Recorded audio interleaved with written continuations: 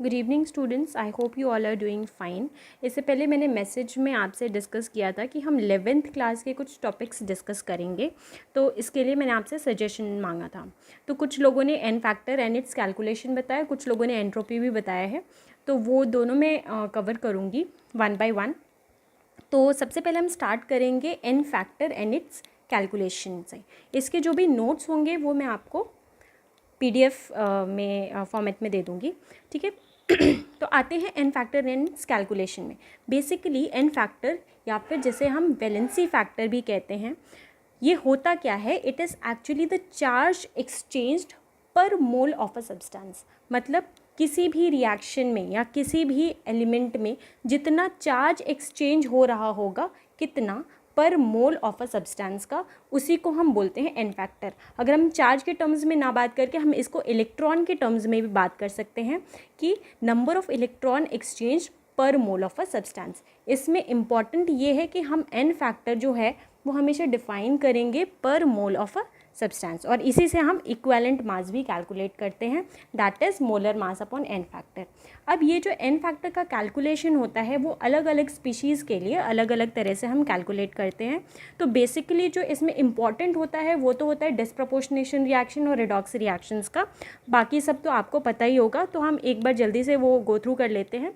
जो मैं डिटेल में बताऊँगी वो है डिस्प्रपोर्शनेशन रिएक्शन और रिडॉक्स रिएक्शन का, ठीक है। तो आयंस की अगर बात करें तो आयंस का एन फैक्टर होता है मैग्नीट्यूड ऑफ चार्ज। एक और बात मैं बताना चाहती हूँ कि एन फैक्टर कभी भी ज़ीरो या फिर नेगेटिव नहीं हो सकता। क्यों? क्योंकि अगर ज़ीरो होगा मतलब कि वो रिएक्शन ही नहीं हो रहा है, और अगर नेगेटिव हुआ, कभी भी कोई किसी भी रिएक्शन में जो इलेक्ट्रॉन का ट्रांसफ़र होगा वो कभी नेगेटिव वैल्यू नहीं हो सकती। तो N factor can not be zero और a negative value, it can be a fraction और a positive, any positive value, ठीक है। एग्जाम्पल इसमें है जैसे सोडियम, मैग्नीशियम, इसमें जो भी इसका मैग्नीट्यूड ऑफ चार्ज हो जाएगा वही हो जाएगा उसका एन फैक्टर, ठीक है। अब आते हैं हम सॉल्ट पे।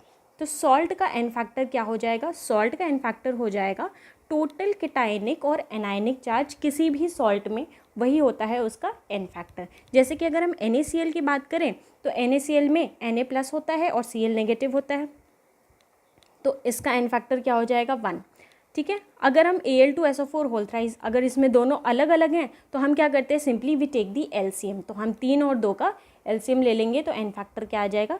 6। MgO में भी ये +2 स्टेट में है, ये -2 स्टेट में, तो एन फैक्टर क्या हो जाएगा? LCM 2 और 2 का 2 हो जाएगा, तो इसका एन फैक्टर भी क्या हो जाएगा? 2। तो ये थी आयंस और सॉल्ट्स की बात। अब हम बात करते हैं एसिड्स की। एसिड की बात करेंगे तो एन फैक्टर बेसिकली क्या हो जाएगा? इसका बेसिसिटी, मतलब जितना रिप्लेसेबल हाइड्रोजन आयंस हो जाएंगे वही हो जाएगा इनका एन फैक्टर। इसमें हमें फॉस्फोरस और बोरिक एसिड जो होता है वो मेनली इंपॉर्टेंट होते हैं, ठीक है, क्योंकि इसका थोड़ा सा हमें देख के लगता है कि इसका एन फैक्टर कुछ और होगा, लेकिन इसका हम एन फैक्टर हमें याद रखना पड़ेगा, ठीक है। सिमिलरली बेसिस के लिए भी क्या हो जाएगा उसका एन फैक्टर? बेसिस के लिए एन फैक्टर हो जाएगा उसका बेसिसिटी, एसिडिटी, ठीक है, number of replaceable hydroxide ions, ठीक है।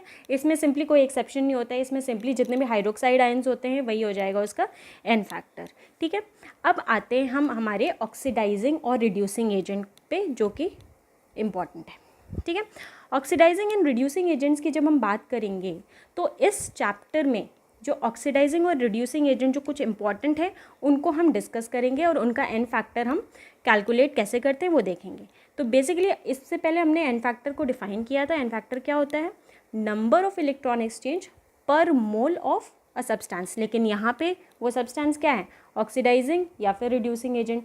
तो N factor number of electron exchange per mole of oxidising agent और रिड्यूसिंग एजेंट। तो बेसिकली ये पर मोल की वजह से ही अगर कोई बैलेंस रिएक्शन होगी तो हम उसको डिवाइड कर देते हैं उसके स्टोइचियोमेट्रिक कोफिशिएंट से। क्यों? क्योंकि हमें क्या चाहिए? पर मोल सब्सटेंस का चाहिए, ठीक है। अब आते हैं ऑक्सीडाइजिंग एजेंट पे, ठीक है। ऑक्सीडाइजिंग एजेंट क्या करेगा? दूसरे को ऑक्सीडाइज करेगा और खुद क्या हो जाता है? रिड्यूस हो जाता है, ठीक है। तो कुछ इंपॉर्टेंट ऑक्सीडाइजिंग एजेंट्स हैं जिनको हमें ध्यान में रखना है, ठीक है। पहला है पोटेशियम परमैंगनेट, जिसे हम KMnO4 कहते हैं। आपको पता है MnO4 यहाँ पे कितने स्टेट में है? 7 स्टेट में है, ठीक है। अब ये इम्पॉर्टेंट इसलिए है क्योंकि ये ऑक्सीडाइजिंग प्रॉपर्टी शो करता है किसमें, तीनों ही मीडियम में, दैट इज़ एसिडिक, न्यूट्रल और बेसिक मीडियम में। लेकिन इसका एन फैक्टर तीनों मीडियम में क्या होता है, अलग अलग होता है, ये आपको याद रखना है, ठीक है। MnO4 जब एसिडिक मीडियम में जाता है तो वो कन्वर्ट हो जाता है Mn+2, मतलब +7 से कितने में चेंज हो गया, +2 में चेंज हो गया। तो जितने का चेंज हुआ, कितने का चेंज हुआ, 7 से 2, 5 का चेंज हुआ, तो एन फैक्टर क्या हो जाएगा इसके लिए, 5। न्यूट्रल मीडियम को कभी कभी हम बोलते हैं स्लाइट बेसिक मीडियम भी, ठीक है। तो न्यूट्रल मीडियम में अगर ये चेंज होगा तो ये हो जाता है चेंज MnO2 में। तो MnO2 में हम देखेंगे कि यहाँ पे ऑक्सीडेशन स्टेट क्या हो जाएगा Mn का, +4। तो +7 से +4, तो एन फैक्टर कितना हो गया, 3। बेसिक मीडियम में क्या होता है, ये MnO4-2 में चेंज हो जाता है, ठीक है। तो यहाँ पे अगर हम इसका ऑक्सीडेशन स्टेट निकालेंगे तो ये हो जाएगा -8, इधर जाके क्या आ जाएगा, +6। तो Mn कहाँ गया, +6 में, +7 से +6 गया, एन फैक्टर क्या हो गया, 1। तो इसलिए KMnO4 जो होता है वो बहुत ही अच्छा ऑक्सीडाइजिंग एजेंट तो होता ही है, और उसको हमें क्या याद रखना है कि हर अलग अलग मीडियम में वो क्या क्या एन फैक्टर शो करता है, ये चीज़ हमें याद रखनी है।